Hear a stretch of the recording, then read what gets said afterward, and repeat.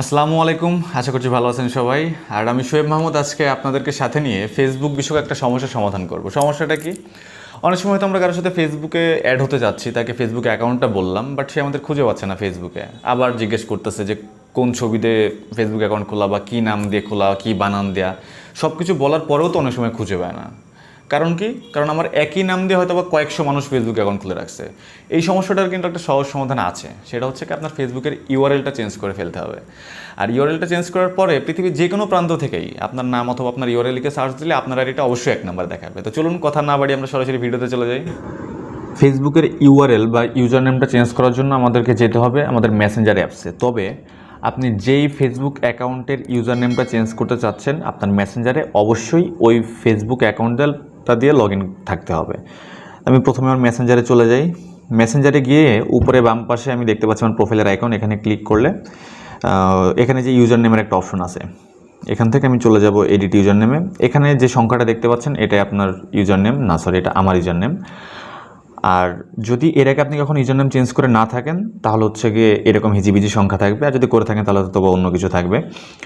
আর আপনি ফেসবুকে একই নাম দিয়ে অনেক অ্যাকাউন্ট থাকতে পারে ফেসবুকে, তবে এই ইউজার নেমটা কিন্তু সবার জন্যই আলাদা হয়। অর্থাৎ এই যে ইউজার নেমটা, এটা শুধুমাত্র আমার, একান্তই আমার। এটা লিখে যদি ফেসবুকে কেউ সার্চ করে তাহলে অবশ্যই আমার আইডিটা এক নাম্বারে দেখাবে। এখন আমি কি করব, এই ইউজার নেমটা ডিলিট করে আমার নামের সাথে সামঞ্জস্য রেখে অন্য একটা ইউজার নেম এখানে আমি সেট করব। তাহলে প্রথমে আমি এটাকে ডিলিট করে দিই, সবটাকে আমি কেটে দিলাম।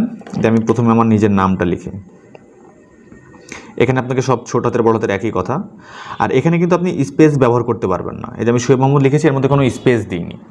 স্পেস আপনার যদি গ্যাপ রাখার প্রয়োজন পড়ে আপনি আন্ডারস্কোর অথবা ডট ইউজ করতে পারেন। আচ্ছা, শোয়েব মাহমুদ আমি লিখলাম, এখানে দেখাচ্ছে যে নামটা অ্যাভেলেবল না, কোনো বীর পুরুষ হয়তো বা নামটা ব্যবহার করে ফেলেছে।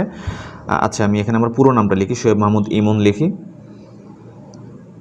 আচ্ছা, এটাও অ্যাভেলেবল নেই। আমি মাঝখানে একটা আন্ডারস্কোর দিই শোয়েবের পরে, এখানে আমি একটা আন্ডারস্কোর দিলাম। আচ্ছা, এটাও বলছে অ্যাভেলেবল নেই। আমি কোনো একটা সংখ্যা দেখতে পারি, আমি একটা রোল নাম্বার দিয়ে দিই আমার। আচ্ছা, এটা অ্যাভেলেবল আছে, বাট সংখ্যা আমি নিতে চাচ্ছি না, আমি নামই নিব কোনো। আচ্ছা, আমি ঝিনাইদের শর্ট ফর্ম দিই JND।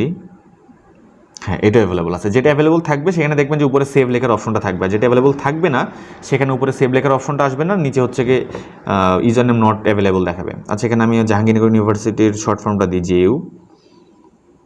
আচ্ছা, এই যে এটা অ্যাভেলেবল আছে, শোয়েব মাহমুদ JU। ওকে, এটা আমার পছন্দ হচ্ছে, আমি এটাকে সেভ করে দিলাম। ওকে, এই যে এখন দেখুন, এই যে আমার ইউজার নেমের এখানে হয়ে গেছে শোয়েব মাহমুদ /শোয়েব মাহমুদ JU। এখন ফেসবুকে যে কেউ পৃথিবীর যে কোনো জায়গা থেকে গিয়ে শোয়েব মাহমুদ লিখে আমাকে পাক বা না পাক, শোয়েব মাহমুদ JU লিখে যদি সার্চ করে তাহলে অবশ্যই আমার অ্যাকাউন্টটা প্রথমে দেখাবে। ইচ্ছে করলে আপনি চেক করে দেখতে পারেন। সকলকে অসংখ্য ধন্যবাদ এতক্ষণ পর্যন্ত ভিডিওটা দেখার জন্য। আর তথ্য প্রযুক্তি কিংবা ফ্রিল্যান্সিং বিষয়ক এরকম তথ্যবহুল ভিডিও কিংবা টিউটোরিয়াল পেতে চ্যানেলটিকে অবশ্যই সাবস্ক্রাইব করে রাখতে পারেন।